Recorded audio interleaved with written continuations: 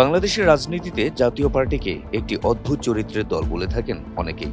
৯০-এর পর থেকে বিভিন্ন দলের সরকার গঠনে সহায়ক শক্তি হিসেবে ভূমিকা পালন করেছে দলটি। কেউ কেউ অভিযোগ করেন বিভিন্ন সময় সরকারি দলকে অনেকটা তোষামোদ করেই নিজেদের অস্তিত্ব টিকিয়ে রাখছে দলটি। দীর্ঘ আওয়ামী শাসনামলে বিরোধী দলে থাকলেও একরকম পোষ্য দল হিসেবেই নিজেদের প্রমাণ করেছে দলটি, এমন অভিযোগ করেন কেউ কেউ। আর রাজনৈতিক সিদ্ধান্তের ক্ষেত্রে এক এক সময় এক এক কথা বলায় সুবিধাবাদী দল হিসেবেও জাতীয় পার্টিকে মূল্যায়ন করেন অনেকে। আরএফএল এসডব্লিউআর পাইপই মাপে যা বলে তাই দেয়। RFL SWR pipe and fittings. এবার সেই জাতীয় পার্টিকে সরাসরি আক্রমণ করে কথা বলেছেন জাতীয় নাগরিক পার্টির উত্তরাঞ্চলের মুখ্য সংগঠক সার্জিস আলম। তিনি বলেন, আওয়ামী লীগ ক্ষমতায় থাকাকালে জাতীয় পার্টি যখন সংসদে প্রধান বিরোধী দলের আসনে ছিল তখন তারা পোষা বিরোধী দল হিসেবে সমালোচিত হতো। আমরা হয় জনগণের হয়ে সরকারি দল হিসেবে সংসদের প্রতিনিধিত্ব করব, না হয় শক্তিশালী বিরোধী দল হব।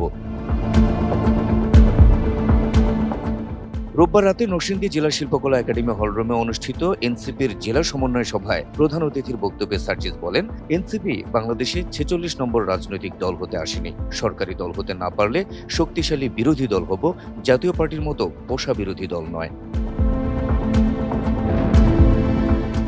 আরএফএল এসডব্লিউআর পাইপই মাপে যা বলে তাই দেয়। RFL SWR pipe and fittings.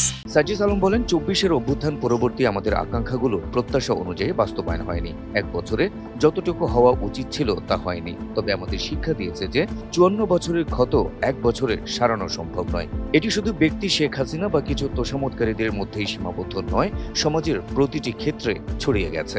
সুযোগ পেলেই অনেকে ক্ষমতার সর্বোচ্চ অপব্যবহার করে। সার্জিসের মতে, ভবিষ্যতের বাংলাদেশে আওয়ামী লীগ ও ভারতীয় আধিপত্যবাদের প্রশ্নে বিএনপি ও জামায়াত এককভাবে নেতৃত্ব দিতে পারবে না। এখানে এনসিপি অপরিহার্য। আমরা মনে করি যে গণতান্ত্রিক উত্তরণের যে প্রক্রিয়া, সেই প্রক্রিয়ায় এনসিপি সহ তরুণদের অংশগ্রহণ অতি প্রয়োজনীয়। বিএনপি এবং জামায়াত এককভাবে বাংলাদেশের নেতৃত্ব দিতে পারবে না। Habib Rasel, NTV online.